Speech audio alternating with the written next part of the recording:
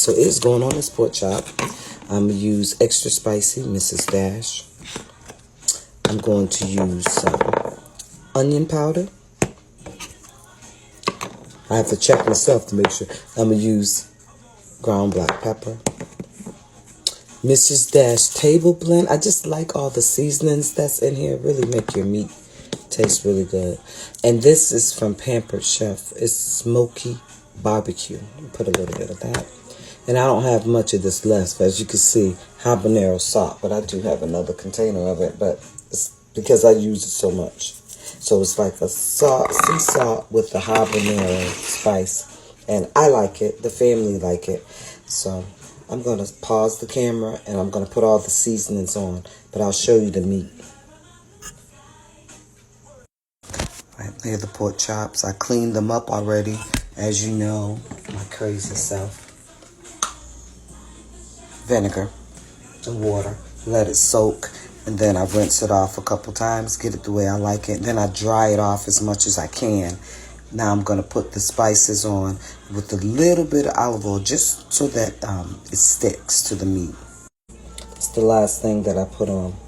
This is Dijon mustard. I love using it, especially when I'm using pork, because the mustard has like a bunch of different spices inside, and it has vinegar also, so it kind of helps to break down the meat a little bit for you, so it makes it nice and tender and juicy. Next, I add the olive oil, and I'm going to cut up some butter. And I let my pan go and get a little bit hot so that the butter starts bubbling before I put my meat in. Do not ask me why. It has nothing. I'm not a trained chef. I just do that, and I just like to see the butter bubbling. When it starts bubbling, I put it in. Now, I don't coat my pork chops. I'm not putting any flour.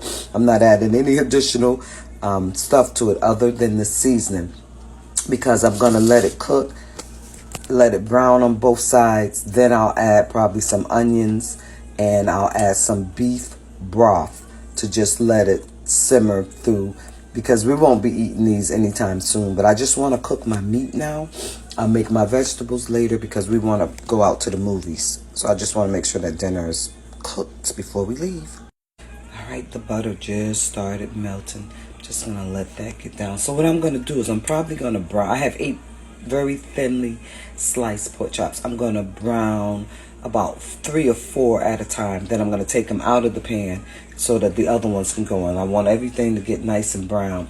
These really cook fast because they're very, very thin. Taking off the mustard top because I don't like to put it back in the refrigerator. It has this mess. So I'm going to clean out my cap. Throw that in my dishwater. All right. So let's see.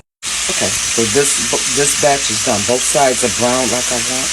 I'm just going to take them out so I can do the last batch. And then we will add the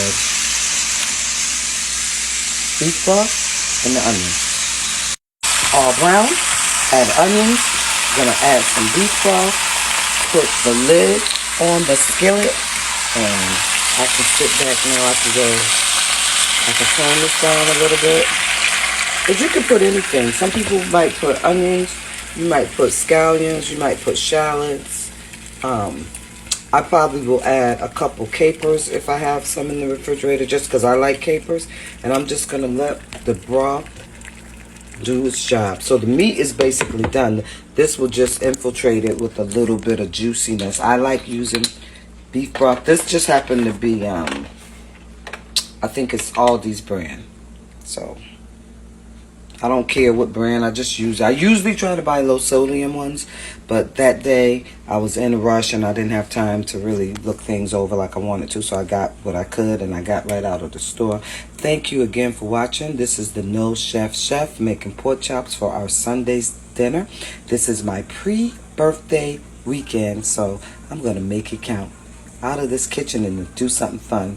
We're going to go see Denzel Washington's The Equalizer today.